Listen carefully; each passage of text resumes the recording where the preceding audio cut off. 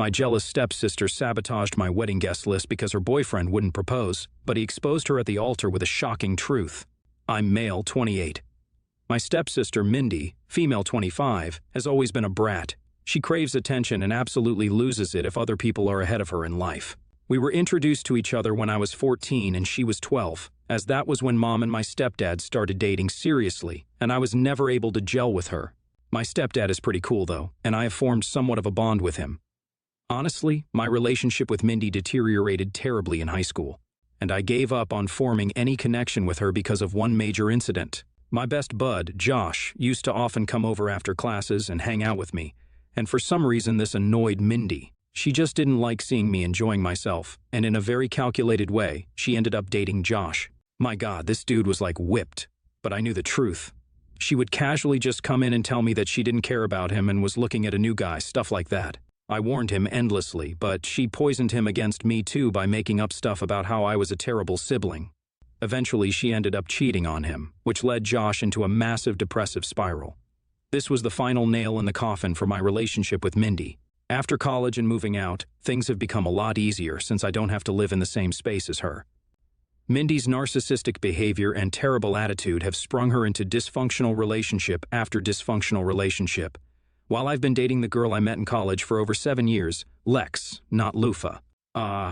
In the spring of last year, I proposed to her and she happily accepted, and we were planning to get married after a year. When I broke the news to my family, everyone except Mindy was super happy for me. She made extremely snide comments and called me a basic and vanilla person for marrying my college sweetheart. She was also annoyed that she had been dating this guy, Gideon, for a little over a year, and it was the longest relationship she had been in and was expecting him to propose. The poor guy never really knew what to say from what I could make out. Like at a dinner after my engagement, she asked to see my ring and then literally glared at him and demanded, "So when am I getting one?" He just said, "We'll see, babe," awkwardly. I mean, I understand why he's hesitant to get married just after a year. Gideon is the son of a very influential media mogul and has quite a lot of money. Due to this, he wants to sign a prenup before getting married, but apparently Mindy is dead set against the idea. She considers a prenup to be a bad sign for a marriage, as it implied a lack of trust. Complete BS, if you ask me. Hell, I make a bit less than Lex, and I was the one who suggested we have a prenup. Mindy's situation is a little different, though, as she barely works. She has some kind of Instagram affiliate marketing gig going on, but her lavish lifestyle is mostly funded by Gideon. When Lex and I had decided on dates, venues, flower arrangements, and what have you, the last biggest item was left, the guest list. Honestly, this was quite a challenge for both of us to sort out as we had limited space and what seemed like unlimited family. I had made an Excel sheet on my laptop with a list of my family and Lex's family, and both of us were kind of jostling to see how many people we could fit.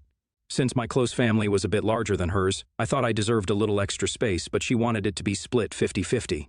I understand that I was kind of in a hole for demanding more space, no need for a post, so I apologize, and we found equal space. Now, Mindy's work as an affiliate marketer was at a gift card and invite company, so I asked her if she could help me out with some nice invites for the guests. I sent her the final Excel sheet of all the guests and their addresses, and she obliged.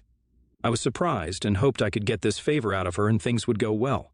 However, a few days before our wedding, when guests started coming to the hotel we had booked, something was off.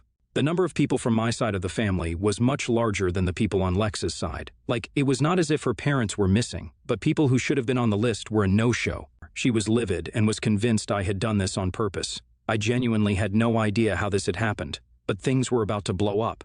To keep things civil, we didn't fight. But on the morning of the wedding, Lex burst into tears and said she didn't feel ready to marry me. I was distraught and I didn't know what to do. Instead of a wedding taking place at the aisle, I got up there and publicly apologized to Lex's side of the family to try and make things right. I could see Lex peeking out from behind the door and walking towards me to make up. I mean, it took guts to beg and seek forgiveness from her family that was there. However, what saved my ass at that moment was Gideon standing up. He said that I wasn't to blame and began a long explanation that was wild. He said that he had often heard Mindy complain about my wedding and berate him for not giving her her wedding. And she said that she would get back at me somehow when she got access to my guest list. Gideon saw her making changes to the guest list, but she lied and told him that I had given her permission. But then she added our family members and sent invites to their addresses. Gideon then drops another bombshell. "Mindy, I knew you could be a little grating at times, but I was willing to work past it at first, but I stopped trying fast. I know you've been cheating on me and, well, I gotta tell you, knowing that you lied today makes the next words out of my mouth much easier to say. I'd found someone else too. I just kept you as my side piece. Everyone in that room audibly gasped, legs from the door, haha, and Mindy burst into tears, attempting to hit Gideon. She had to then be forcibly removed from the venue, and Gideon gave me an awkward "sorry for ruining your day" shrug and left. I didn't know what to feel about this. This dude had vindicated me, but also might have dropped that he cheated on my stepsis in the same breath. To be fair, she had to, like I said, dysfunctional. Naturally, no matter what, the wedding wasn't going to happen that day.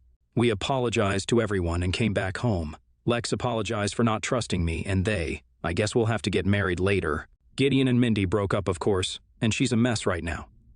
However, I've made it clear to everyone that when I do eventually get married to Lex, Mindy isn't invited. And some people in the family are raising a stink about it. They feel like it was an act of immaturity on her part, and I need to be the bigger man and let her come, especially since she's in a terrible place right now. Update 1. A month had passed since our almost wedding, and somehow the fight Lex and I had about the wedding guest list has been leaked. Both our families know about it now, but the response has been surprisingly positive. People are chipping in to help us book a larger venue for our wedding so that we can invite as many people as we want, like cousins and owners. Everyone is giving what they can, and that's really sweet.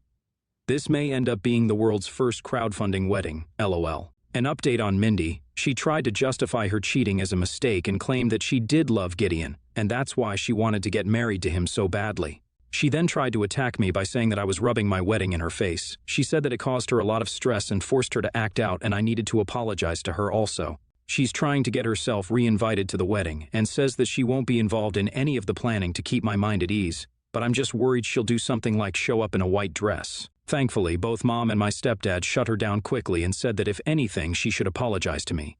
Of course, she hasn't done that yet. She's also moved back in with Mom and Dad because she was living with Gideon before. Update 2. New wedding date is just a month away. Excited, excited, excited. But the Mindy question has been answered for us. Mindy will be serving community service on the day of the wedding because she stalked Gideon and his new girlfriend to a restaurant and tried to set the chick's hair on fire. Obviously, she pressed charges, but Mom and Dad ended up paying for bail and speaking to the girl to get the punishment lessened. Of course, the fact that Mindy didn't set her hair on fire was also a positive factor. There's not anyone in the family who supports her anymore after that incident, LOL, but everyone is excited about the wedding. Gideon also messaged me recently thanking me for making that public apology as it allowed him to piece everything together. I don't really know what to feel about this guy since he did still cheat on someone, but like we still talk about the almost wedding at parties. Sometimes we open up this post and look at the funnier comments too. Update 3. OP is now married. The ceremony went completely smoothly. Both of our prominent fat families were there, and everything sailed by super smoothly. Mindy wasn't too disruptive because the only interaction we had with her was through a video call, although she did still manage to make snarky comments about the decor in that 5-minute time frame. To be honest, I don't care. I'm excited to start an amazing life with Lex, and this whole story can finally be laid to rest. NTA. Your sister is overkill. I wouldn't be surprised if the only reason she was with Gideon was for his wallet anyways. Edit. Wow, she tried to set someone's hair on fire? I know I've been reading this post for entertainment, but please ask her to get help, OP. NTA. You got your ass saved at the last moment by Gideon. I'm sure the Mata could have resolved itself even without that. But that act did have a silver lining because your family ended up knowing about the space situation and you got to invite everyone, right? Next story. I, 27, female, have been dating my boyfriend, 28, male, for a little over 2 years now, and I'm 7 months pregnant. Last week, we went to his sister's wedding. I'm not super close with most of his family, but we grew up in the same town, so I knew a lot of the people who were at the wedding. I haven't told a lot of people about my pregnancy. I've had a lot of anxiety about miscarrying throughout it, so we decided to only tell close friends and family. And when I post on any social media, I wear baggy clothes and pose so that my bump is hidden. I wore a loose-fitting dress to the wedding, but it was still very obvious I was pregnant. Because I've been keeping my pregnancy pretty hidden, it was a lot of people's first time seeing me pregnant, and I had people coming up to me pretty much all night congratulating me. I could tell his sister was upset about it, so I tried to downplay it when people came over, but there wasn't much I could do about it. The day after the wedding, my boyfriend's mom called him pissed off that I wouldn't say anything to people beforehand because I took the attention away from his sister all night. I feel bad for his sister, but I don't think I should have to make a pregnancy announcement before I'm ready. and I'm not sure how I could have told people beforehand aside from calling up the entire guest list, which is just ridiculous. My boyfriend is on my side, but his mom's sister, and apparently a lot of his other family member, are upset with me. Aida? Edit to clarify, the bride knew. Everyone's immediate family knew about it, and close friends knew about it. My boyfriend and I grew up in the same town, went to the same high school, but didn't start dating or even really become friends until after we graduated college. A lot of the wedding guests knew us, but we hadn't seen them in years. Most of them do follow me on social media, though, because we all went to school together. The reason we didn't announce it on social media is because my boyfriend and I have a few thousand followers on Instagram combined, and there were maybe 100 people at this wedding who knew us enough to be shocked, but we weren't close enough to tell. I didn't think about posting beforehand, but even now, looking back, I wouldn't tell 2,000 plus people on social media just so the 100 that this wedding would know specifically. My boyfriend and I live far enough away from our hometown where running into people and them seeing me pregnant is an issue. I'm not going to make a full announcement until the baby is born. We were keeping it really secret until it made 20 weeks only immediate family, and a few friends knew, and since then it's been more like we haven't been going out of our way to tell people. This expectation that people notice absolutely nothing in the world, aside from the bride, for the entire day, because let's face it, no one ever cares if the groom gets attention, is ridiculous. The bride can't be talking to everyone at once, but apparently when she's not talking to people, they should all be staring adoringly at her and whispering to each other about how wonderful she is. NTA. It's not like you made a big announcement. She invited you and you just existed as a pregnant person. If she can't handle your existence at the expense of her fragile little ego, why did she let you come to start with? NTA. Why should it be your responsibility to notify every single person on your boyfriend's sister's guest list that you're expecting? There are no rules that you must disclose every major life event happening to you before someone's wedding. It's not like you stood up and shouted it from the rooftops during her reception. You went out of your way to hide it. Your body, you decide what you do with it and who you tell about it. NTA. You don't owe anyone a pregnancy announcement. You didn't turn the wedding into an impromptu baby shower. People notice by themselves despite loose dress. So what? I could 100% see their point. If you picked up the mic and made a huge announcement, it'd be disruptive and attention-stealing. I see no reason for them to be mad for you just existing while being pregnant. Next story. I, 31, female, live in Brussels with my husband, 30, male, Leo. Leo has a brother, Ollie, 34, male, who's married to Sarah, 34, female, who also lives in Brussels. Sarah is from an English-speaking country and has never bothered to learn French, the language our husbands and their families speak, even though she's lived in Brussels for 7 or 8 years now. She says things like, "Everyone here speaks English, so I don't need to," or, "I know how to say a coffee, that's all I need." Frankly, she can do whatever she wants, but our husband's parents don't speak English, so whenever we spend time with them, which is quite often, we have dinner there more or less every Friday. The conversation needs to be translated. For some reason, this now always falls on me.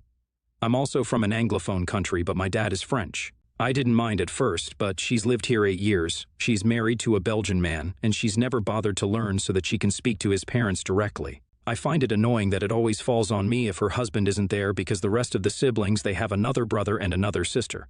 Find it irritating that she's never made an effort and just don't bother translating anymore. Last week I was trying to speak to my mother-in-law about something quite personal. My husband and I are trying for children and it's been hard, and Sarah kept asking me to translate for her. It was really starting to annoy me, especially as it was a sensitive conversation and translating it was quite painful. So when we left, I told her that I wasn't going to be the go-between for her anymore.